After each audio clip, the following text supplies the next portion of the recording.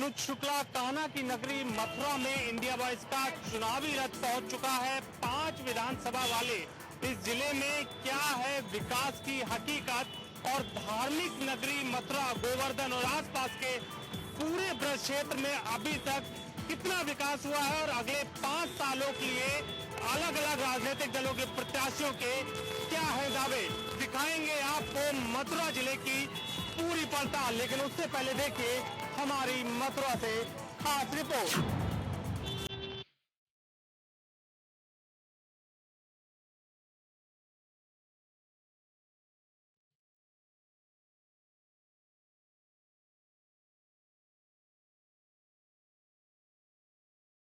विधानसभा चुनाव की तमाम सरगर्मियों को अपने कैमरे में कैद करने के साथ साथ मतदाताओं की नब्ज टटोलने के लिए निकला इंडिया वॉइस का यह खास चुनावी रथ हजारों किलोमीटर की दूरी तय करके पहुंच चुका है कान्हा की नगरी मथुरा।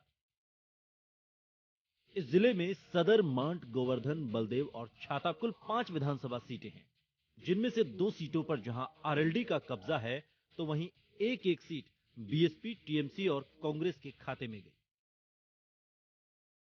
लेकिन मांट विधानसभा सीट से टीएमसी के टिकट पर चुनाव जीते श्याम सुंदर शर्मा ने फिलहाल पाला बदलते हुए बीएसपी का दामन थाम लिया है। सबसे पहले बात करते हैं मथुरा सदर विधानसभा की। 2012 के विधानसभा चुनाव में इस सीट से कांग्रेस नेता प्रदीप माथुर विधायक चुने गए। उन्होंने बेहद नजदीकी मुकाबले में बीजेपी उम्मीदवार देवेंद्र कुमार को हराकर जीत दर्ज की। प्रदीप माथुर को जहां 54,498 वोट मिले तो वहीं दूसरे नंबर पर रहे देवेंद्र कुमार को 53,997 वोट ही मिल सके। इस तरह कांग्रेस के प्रदीप माथुर बीजेपी के देवेंद्र कुमार को मात्र 501 वोटों से मात देकर विधानसभा पहुंचने में सफल रहे। मथुरा सदर के बाद बात करते हैं मांट विधानसभा की। उपचुनाव में इस सीट से टीएमसी के टिकट पर चुनाव लड़ रहे श्याम सुंदर शर्मा विधायक चुने गए। उन्होंने आरएलडी उम्मीदवार योगेश चौधरी को हराकर जीत दर्ज की। श्याम सुंदर को जहां 67,457 वोट मिले तो वहीं दूसरे नंबर पर रहे योगेश चौधरी को 60,853 वोट ही मिल सके। हालांकि फिलहाल श्याम सुंदर शर्मा बीएसपी में शामिल हो चुके हैं।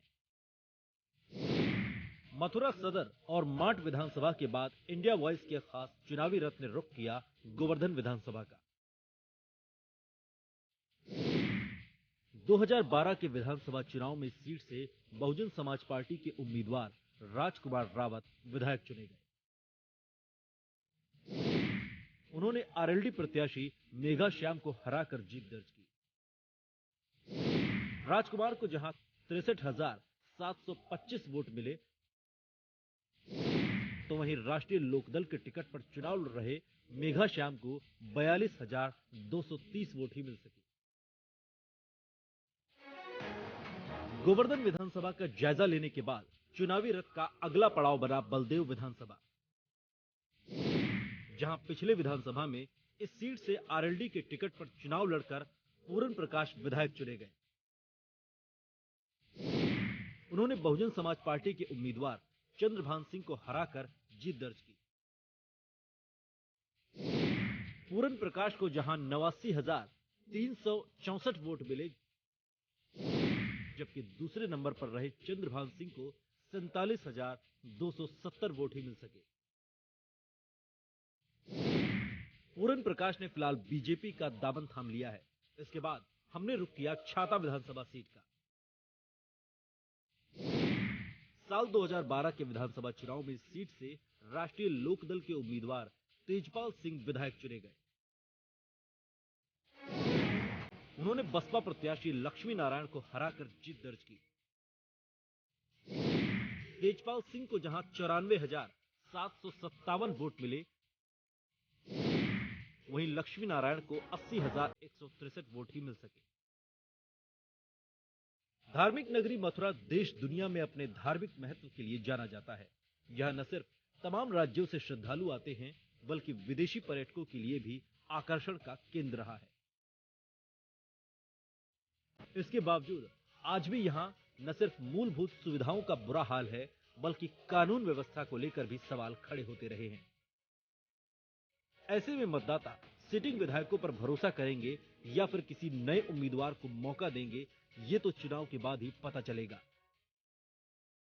लेकिन इतना जरूर कहा जा सकता है कि इस बार के चुनाव में मतदाता पहले से काफी जागरूक हो चुका है और उसे जाति और धर्म के नाम पर बहलाया नहीं जा सकता। चुनावी रथ से अनुज शुक्ला की रिपोर्ट।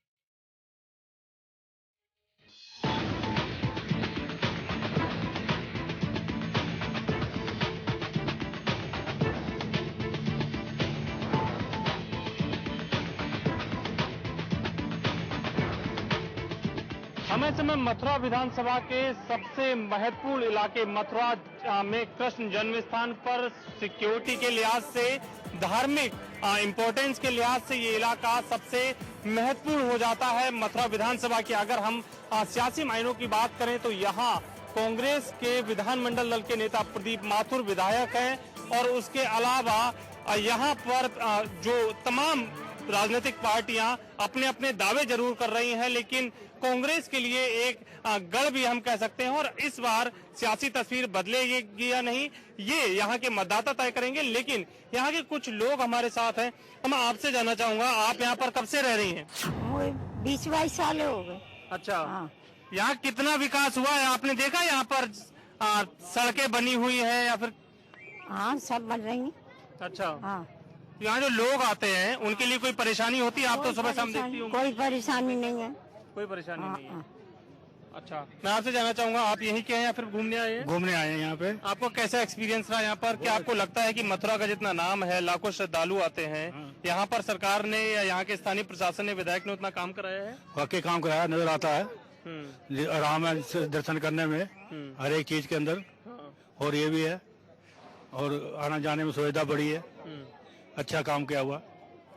मैं यहाँ पर देख रहा था कि जब यहाँ पर आ रहा था, छोटी छोटी सड़कें हैं, क्या आपने जाम की स्थिति फेस नहीं की? नहीं, बिल्कुल जाम नहीं है। तो पहले बहुत जाम होता लेकिन अब नहीं है। पूरी रोडें पक्की बन गई है, दिल्ली से यहाँ का रूट पूरा अच्छा है। आप बताओ कि यहाँ पर आप लोग आए हो, तमाम उम्मीदें लेकर भी आए होगे, जो भी बाहर से आता है लगता है कि मथुरा में बहुत विकास हुआ होगा, मथुरा बहुत अच्छा होगा। जन्म स्थान के आसपास अगर हम दूसरे इलाकों में जाएं, बरसाना जाएं, गोवर्धन जाएं, तो क्या वहाँ भी इतना ही विकास हुआ है? हाँ, वहाँ पे भी हुआ है। हम होके आए हैं और अभी जा भी रहे हैं वहाँ दर्शन करने के लिए। पूरा विकास है वहाँ पे, कोई दिक्कत नहीं है।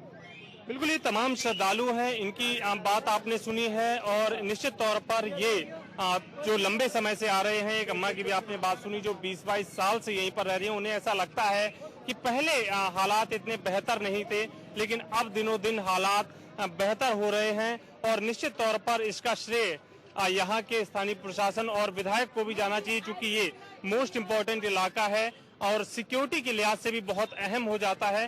तो इसको देखते हुए यहाँ पर चप्पे चप्पे पर सुरक्षा की भी नजर है। ये लोकल मार्केट है जहाँ पर तमाम जो पूजा सामग्री से जुड़ी हुई चीजें हैं वो बिकती हैं। आप देख सकते हैं कि प्रसाद जिनका जन्म भूमि में, जन्म स्थान में यूज होता है वो है, पोशाक है भगवान की।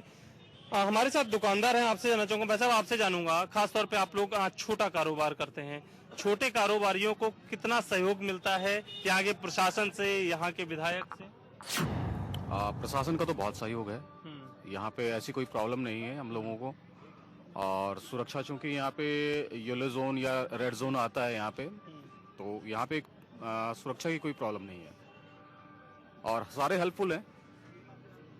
और विधायक की तो उनका सिर्फ जन्मभूमि ही नहीं है, पूरा मथुरा वृंदावन विधानसभा क्षेत्र है, तो उनका जो डेवलपमेंट है नहीं है वो तो आपको आगे जाके पता चलेगा लोगों से।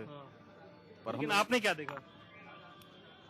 देखिए, तीर्थ नगरी होने के कारण और जन्मभूमि, जो खास करके ये जन्मभूमि है, यहाँ पे तो नेचुरली डेवलपमेंट वैसे भी होता रहा है, क्योंकि जन्मभूमि का जो अपना ट्रस्ट है वो भी, चूंकि हम लोग जन्मभूमि के कैंपस में ही हैं, बैठे हुए हैं, तो वो अपना काम करते रहती है।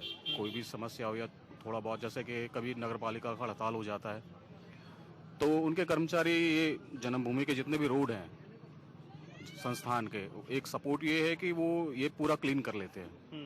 तो अगर हड़ताल हो तो भी, और बाकी जो भी प्रॉब्लम होती है, ये प्रशासन अगर कुछ भी टेक्निकली प्रॉब्लम होती है तो जन्म स्थान सेवा संस्थान वो कर लेती है अपने लेवल पे। जो उनके लेवल से बाहर है वो तो कोई नहीं कर सकता। हाँ, बिल्कुल, चूंकि इलाका धार्मिक लिहाज से भी बहुत इम्पोर्टेंट है और येलो जोन होने की वजह से सिक्योरिटी भी बहुत टाइट है और यहाँ के जो दुकानदार हैं उनका ये कहना है कि विकास तो हुआ है, चूंकि लाखों श्रद्धालुओं की उम्मीदों पर खरा उतरना है यहाँ के प्रशासन को, यहाँ के विधायक को। लेकिन उनका ये भी मानना है कि जिस इलाके में हम अभी खड़े हैं ये जन्मभूमि का इलाका है और यहाँ पर कोई समस्या अगर आती है तो यहाँ पर निश्चित तौर पर जो यहाँ के स्थानीय लोग हैं, जो यहाँ की संस्था है, वो विकास कराती है और अपने स्तर पर रख रखाव भी करती है। अगर आप मथुरा आए और मथुरा में आपने अगर पेड़ों की बात ना की तो शायद यहाँ की यात्रा अधूरी रह जाएगी, क्योंकि पेड़े यहाँ के बहुत फेमस होते हैं। हम पेड़े की दुकान में ही चलते हैं। साहब, आपसे जानना चाहूंगा, मैं पेड़ा खाता हूँ, तब तक आप ये बताओ कि यहाँ पेड़े फेमस हैं, सबसे ज्यादा पेड़े बिकते हैं और किससे बनते हैं ये? मावे से बनते हैं, खोए से बनते हैं, दूध गाय से। यहाँ के श्रद्धालु आते हैं, केवल पेड़े लेते हैं प्रसाद में? पेड़े भी लेते हैं और चुनाव भी लेते हैं। बिल्कुल। एक चीज और आप मुझे बताओ, आप लोग यहाँ पर छोटी सी दुकान चला रहे हो, मैं देख रहा हूँ, क्या इससे केवल हो जाता है, इतनी सेल होती है पेड़ों की? अभी ज्यादा सीजन डाउन है, आगे जाके बढ़ जाएगा, अभी ज्यादा ऐसे ही चल रहा है। अच्छा, बिल्कुल। तो ये मान्यता भी कह सकते हैं, पेड़ों की प्रसिद्धि भी कह सकते हैं कि जो श्रद्धालु यहाँ पर आते हैं अन्न प्रसाद के साथ साथ पेड़ों का प्रसाद भी लेते हैं और निश्चित तौर पर यहाँ का जो पेड़ों का स्वाद है वो कुछ अलग है। और कहा यह जाता है कि मथुरा अगर आप जा रहे हो तो मथुरा के पेड़े जरूर लेके आना। तमाम जो लोग आते हैं, रिश्तेदार आते हैं, श्रद्धालु आते हैं, उनकी ख्वाहिश भी रहती है। सर, मैं आपसे जानना चाहूंगा, आप यहाँ के रहने वाले हैं या फिर बाहर से आए हैं? यहीं के रहने वाले हैं। क्या आपने देखा पिछले 5 सालों में, चूंकि चुनाव फिर से नजदीक है, 5 साल गुजर चुके हैं सरकार को, सरकार ने अपने स्तर पर, आपके विधायक ने कितना विकास किया है? न केवल इस इलाके का, ये तो मोस्ट इम्पोर्टेंट और मोस्ट वीआईपी इलाका माना जाता है, बाहरी इलाकों में नहीं, यहाँ का जो हमारा विधायक है विकास किए हैं, पर जितनी उनसे अपेक्षा थी इतनी नहीं की है। अब यहाँ पे बदलाव जरूरी है, क्योंकि वो मतलब 3 बार से रनिंग एमएलए हैं, तो यहाँ का विकास नहीं हो पा रहा है। किस तरह के विकास की बात कर रहे हैं? आप लोगों की और आपके साथ साथ तमाम विधानसभा जनता क्या उम्मीद है थी विधायक से? यहाँ पे सड़क की व्यवस्था बहुत बेकार है। यहाँ पे आम बाहर से परदेशी लोग आते हैं, बहुत दिक्कत सामना करना पड़ता है। पार्किंग व्यवस्था है, रोड की है, लाइट, मल्टी शौचालय की व्यवस्था है, शौचालय व्यवस्था नहीं है, पार्किंग व्यवस्था नहीं है, कहीं भी बहुत परेशानी आती है। आप भी तमाम समस्याओं की बात? हाँ, मैं ये चाहता हूँ, आपने जो पहले इनसे क्वेश्चन पुटअप किया था उसके मैं उत्तर देना चाहता हूँ। आपने पूछा था कि यहाँ के विधायक कितना प्रगतिशील हैं और यहाँ की गवर्नमेंट। ऐसा है सर, गवर्नमेंट इस समय समाजवादी पार्टी की है और उसी का विधायक होता है तभी डेवलप करता है एरिया। डेवलपमेंट का बात इसलिए नहीं किया जा सकता है कि समाजवादी पार्टी के रहते हुए विधायक जो हैं यहाँ के प्रदीप माथुर जी, वो कांग्रेस से बिलोंग करते हैं और जब अदर पार्टी होती है प्रशासन में। लेकिन विधायक निधि तो मिलती है ना किसी भी पार्टी को? नहीं सर, विधायक निधि मिलती है तो अपना जहाँ प्रॉपरली डेवलप कराने की आवश्यकता है वहाँ पैसा ना इन्वेस्ट करके और अदर कार्यों में इन्वेस्ट कर दिया जाए। जैसे ऑलरेडी एक रोड बना हुआ है और उस रोड को दोबारा उखाड़ के और फिर दोबारा उसको मेंटेन किया जा रहा है, तो नथिंग। जहाँ रोड नहीं है थोड़ा लीक से हटिए, शहर से थोड़ा गाँव में जाइए, क्योंकि गाँव भी विकास के लिए आवश्यक है। हम लोग जो जाते हैं वो गाँव में, क्षेत्रों में जाते हैं, बाहर का आदमी आता है वो प्रॉपर जगह पे होगी और मतलब शहरी इलाकों में विकास है, ग्रामीण इलाकों को इग्नोर किया गया, ये कह रहे हैं? नहीं है, मेरा कहने का तात्पर्य क्या था, जहाँ शहर में लगाने की आवश्यकता है पैसे को, वहां न लगा के और अनर्थ उसको व्यस्त किया जा रहा है। जैसे यहाँ पे बाहर के लोग आते हैं, मल्टी स्पेशलिटी शौचालय और आपके पार्किंग की आवश्यकता है, वो आपको यहाँ कहीं भी नहीं दिखाई दे रहा होगा। आप जन्म स्थान पर यहाँ की मार्केट से बात कर रहे हैं, ये जितना भी डेवलप आप देख रहे हैं ये ट्रस्ट का देख रहे हैं, कृष्ण जन्म स्थान ट्रस्ट का, ना कि किसी गवर्नमेंट ने लगाया। बताइए, मैं अगर गलत बोल रहा हूँ तो मैं मानूंगा कि ना तो यहाँ की गवर्नमेंट ने इधर कोई इसी क्षेत्र में ध्यान दिया है, पश्चिमी उत्तर प्रदेश की तरफ, और ना यहाँ के विधायक जी ने दिया है। विधायक जी तो सिर्फ नारियल फोड़ते हैं और एक खरंजा को उखड़वा के और वहाँ पे आरसीसी की लगवा देती है। बिल्कुल। तो आपने सुना, जिस विकास की बात हम तस्वीरों के जरिए देख रहे हैं वो विकास विधायक का नहीं है, वो विकास जिला प्रशासन का नहीं है, वो विकास यहाँ के ट्रस्ट का है, ऐसा यहाँ के स्थानीय लोगों का कहना है। एक टूटा हुआ शौचालय है यहाँ पर। सांसद जी क्या देख रही हैं? पानी नहीं है, यात्री 10 रुपए दे रहा है, नल नहीं है, फूटी छूटी शौचालय है। क्या देख रही हैं सांसद जी? क्या करा रही है समाजवादी पार्टी? उत्तर प्रदेश बेहाल है और 27 साल से 2 ताजिए लगे हुए हैं 22% मुसलमानों के ऊपर।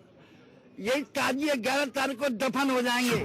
फिलहाल रुकते हैं एक छोटे से ब्रेक के लिए, तब तक मैं मथुरा के पेड़े का स्वाद लेता हूं और ब्रेक के बाद आपको दिखाऊंगा यमुना के और उसके आसपास के इलाके के क्या है हालात।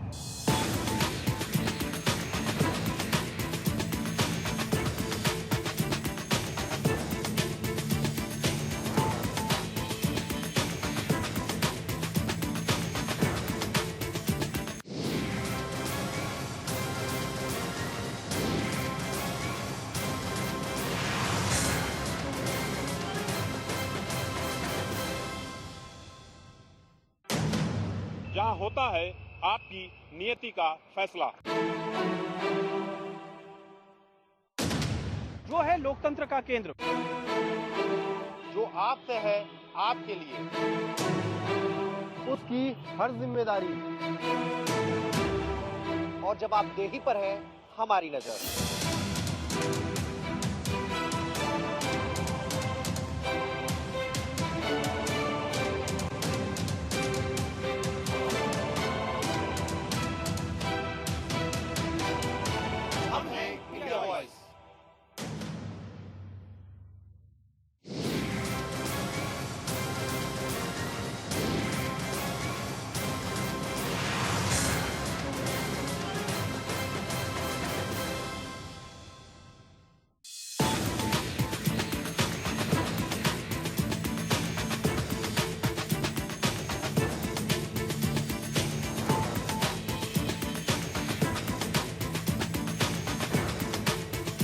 ब्रेक के बाद एक बार फिर से आपका स्वागत है। मथुरा अगर आए और यमुना का विचरण न किया तो मथुरा वृंदावन यानी हम कहें कि ब्रज की यात्रा अधूरी रह जाती है।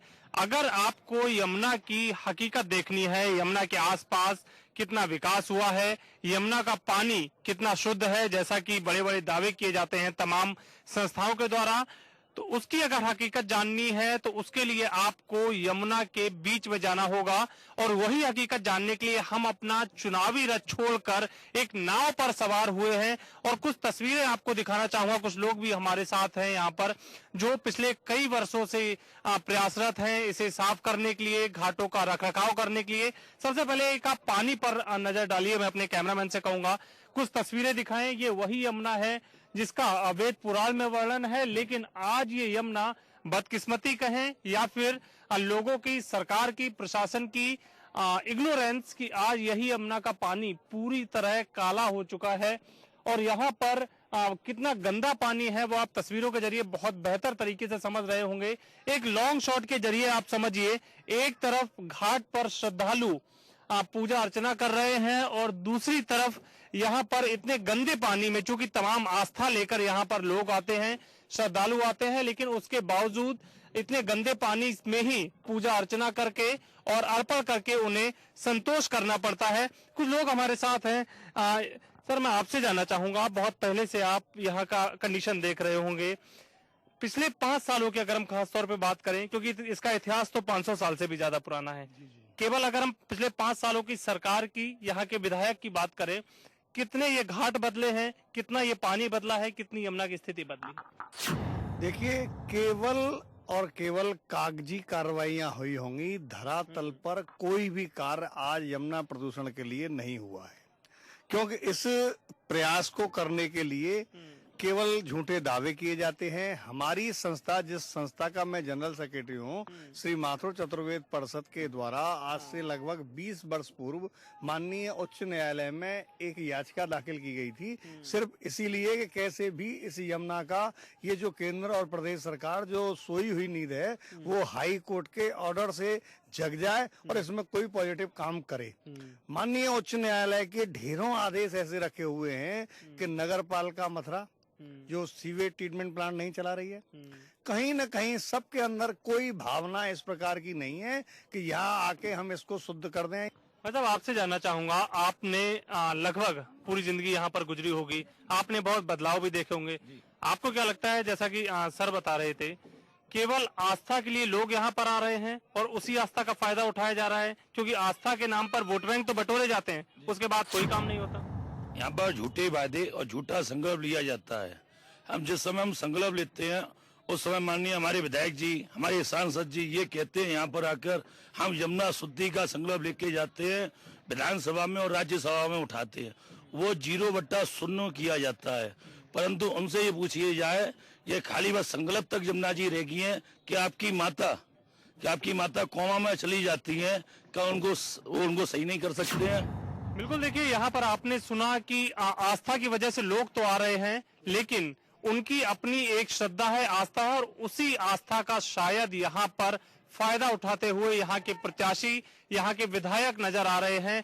और यहाँ पर तमाम बोट से उतरते हैं और कुछ घाट पर पूजा कर रहे श्रद्धालुओं के पास चलते हैं और उनसे भी जानेंगे कि वो तमाम उम्मीदें लेकर आए हैं यहाँ पर, लेकिन उनकी उम्मीदें कितनी पूरी हुई हैं। और निश्चित तौर पर जो अगर यहाँ के श्रद्धालुओं की उम्मीदें पूरी हुई हैं, अगर उन्हें यहाँ पर आकर अच्छा अनुभव हो रहा है गंदगी के लिहाज से, यहाँ की सुविधाओं के लिहाज से, तो तमाम जो यहाँ के कार्य किए जा रहे हैं वो पूरी तरह सक्सेसफुल हो जाते हैं।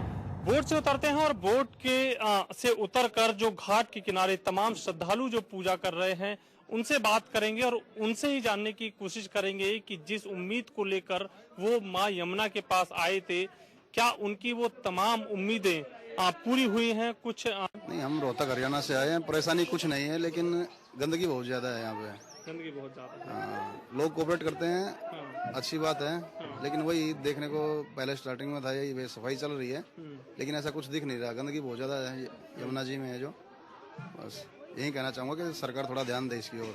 बिल्कुल, देखिए यहाँ पर तो थोड़ा बहुत रखरखाव फिर भी है, और जो तमाम घाट हैं आप अगर गए हो तो उनकी हालत आपको क्या लगता है कि इससे और ज्यादा बदतर है? नहीं, मैं और घाट पे नहीं गया हूँ। बिल्कुल, तो आपने यहाँ रखरखाव करने वाले लोगों को सुना, यहाँ के श्रद्धालुओं को सुना। निश्चित तौर पर यहाँ जो सबसे बड़ी समस्या है वो यमुना के घाटों के रखरखाव के साथ साथ यमुना के गंदे पानी को लेकर भी है। और इस बार यहाँ के लोगों को, यहाँ आने वाले श्रद्धालुओं को भी उम्मीद है कि जिस माँ यमुना की कसम खाकर और यहाँ के साफ सफाई और सौंदर्यीकरण के नाम पर वो चुन कर आते हैं, वो इस बार अपना ख्याल रखने के साथ साथ माँ यमुना का भी ख्याल रखेंगे।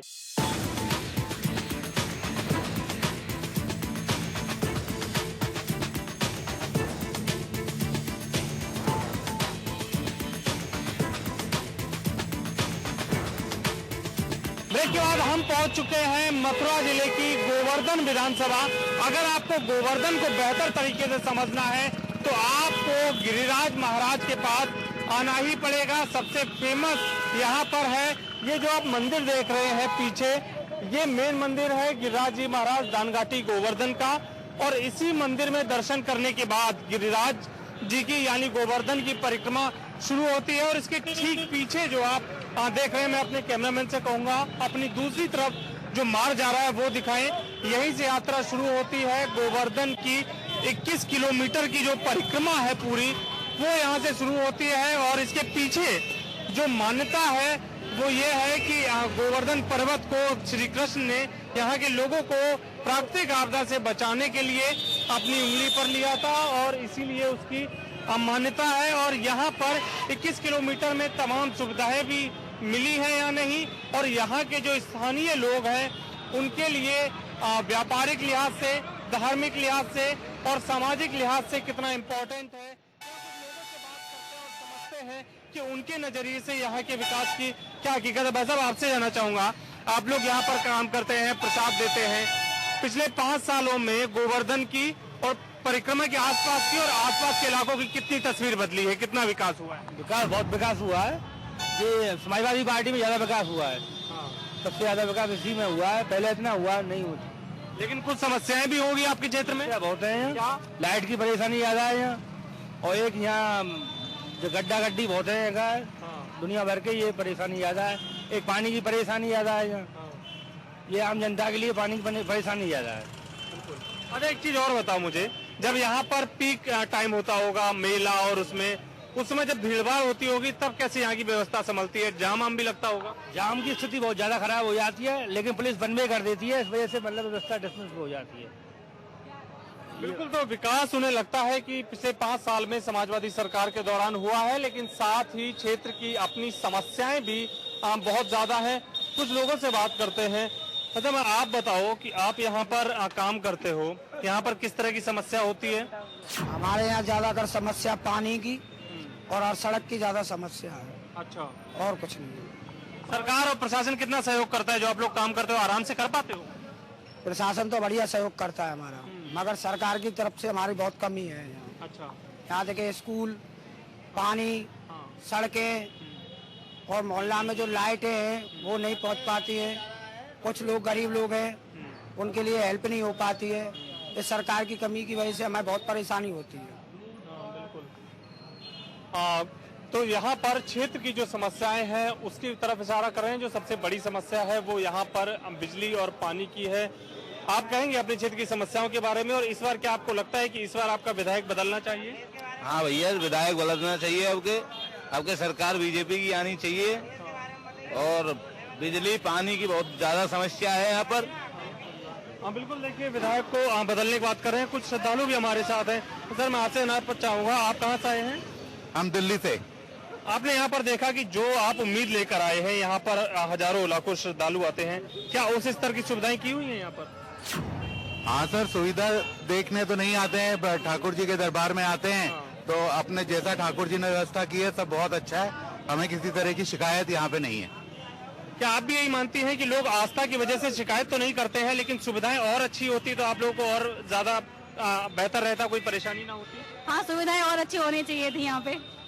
नहीं, सुविधाओं के हिसाब से तो कोई भी डेवलपमेंट है नहीं यहाँ पे। जिस हिसाब से यहाँ पे तीर्थ स्थान है वृंदावन मथुरा, उस हिसाब से डेवलपमेंट जीरो है। बिल्कुल। हाँ मैम, आपका एक्सपीरियंस कैसा रहा इस यात्रा का? तो होना चाहिए। बिल्कुल। तो तमाम जो आपने यहाँ के जो लोकल कारोबारी हैं उनकी बात सुनी और यहाँ के श्रद्धालुओं की बात सुनी। हालांकि वो ये मानते हैं कि यहाँ पर तमाम कमियां हैं, विकास की जो रफ्तार है वो बहुत कम है, लेकिन साथ ही उनका ये भी कहना है कि यहाँ पर चूंकि आस्था लेकर वो आते हैं इसलिए उन्हें बहुत ज्यादा परेशानी नहीं होती है। लेकिन साथ ही आपने ये भी सुना कि इस बार अपने स्थानीय विधायक को बदलने की मांग है, तो निश्चित तौर पर जो यहाँ पर मौजूदा विधायक हैं उन्हें अपनी कुर्सी बचाने के लिए कड़ा संघर्ष भी करना पड़ सकता है। हमारे साथ है गोवर्धन से भारतीय जनता पार्टी के प्रत्याशी कारिंदा सिंह। सर, मैं सबसे पहले आपसे जानना चाहूंगा कि आप लोग चुनावी मैदान में हैं, जनता से अपील भी कर रहे हैं, क्षेत्र के लिए आपको जनता वोट क्यों दे? आपने क्या विजन बनाया है क्षेत्र की जनता के लिए, और खास तौर पे पार्टी का समर्थन हासिल है तो पार्टी का ब्रज क्षेत्र के लिए और जिस सीट से आप लड़ रहे हैं उसके आसपास के विकास के लिए क्या रोड रखते हैं? सर्वप्रथम जो आपने विषय रखा, बहुत अच्छे महत्वपूर्ण विषय रखे आपने, जो पूछा मेरे से। अब तक इस गोवर्धन विधानसभा क्षेत्र की विकास यहाँ हो ही नहीं पाया। यहाँ जो वर्तमान में प्रत्याशी रहे, जो यहाँ से विजय सिंह उन्होंने प्राप्त की, इस क्षेत्र तक उन्होंने कहीं भी ध्यान दिया ही नहीं। आप देख लें, कहीं कोई रास्ता नहीं है, पानी की व्यवस्था कहीं किसी क्षेत्र में नहीं है, बिजली तो यहाँ देखने के लिए आती है, और कभी उन्होंने क्षेत्र में जाके किसी भाई से ये नहीं पूछा भाई तुम लोगों को क्या परेशानी है। इस गोवर्धन विधानसभा में सबसे पवित्र स्थल गिरिराज जी महाराज हैं, और वहाँ भी इतनी अव्यवस्था है। वहाँ रोड चेन स्मैकिंग, आपका क्या नाम है आपका वो टटुलू गैंग, और इस तरह की बहुत ही अव्यवस्था वहाँ रहती है। मेरा ये संकल्प रहेगा वहाँ इस तरह की जो भी अराजक तत्व वहाँ इस तरह की अव्यवस्था फैला रहे हैं उनको वहाँ उनकी जगह पे पहुँचाना, और यहाँ जो भी अब तक अधूरा विकास रहा है उसको चौमुखी विकास पहुँचाऊंगा मैं, ये मैं आपके सबके सामने वादा करता हूँ। लगभग पूरे ब्रज क्षेत्र के आपको दर्शन कराने और विकास की पड़ताल करने के बाद आखिर में हम पहुंचे जवाहर बाग। ये वही जवाहर बाग का इलाका है जिसकी वजह से पिछले दिनों मथुरा सुर्खियों में रहा था। चलते चलते आपको 30 सेकंड में कुछ शॉट्स दिखाना चाहूंगा। यही जवाहर बाग का वही इलाका है जहां पर राम वृक्ष की जो तमाम जो लोग उसने मौजूद कर रखे थे, उसने ईमानदार अधिकारियों की डेथ की थी, इवन हम कह सकते हैं कि हत्या की थी, और उसके बाद जो हंगामा मचा था उसकी वजह से मथुरा में आया था और निश्चित तौर पर ये केवल न मथुरा के चुनाव के लिए बल्कि यूपी के स्तर पर जवाहर बाग कांड एक बड़ा राजनीतिक सियासी मुद्दा बन चुका है। फिलहाल आज के लिए बस इतना ही और आपको छोड़ जाते हैं इस उम्मीद के साथ कि अगले 5 सालों में मथुरा क्या जवाहर बाग ऐसे कांड की वजह से जाना जाएगा या फिर अगले 5 सालों में मथुरा तमाम विकास की योजनाएं लाकर एक विकास की नजीर पेश करेगा। जाने से पहले हम धन्यवाद देना चाहेंगे अपने स्पॉन्सर लेमन और हमारे मथुरा से सहयोगी गौरव चौधरी और कैमरामैन सुशील बहल का। अगली बार मिलते हैं किसी नई विधानसभा की तस्वीर के साथ।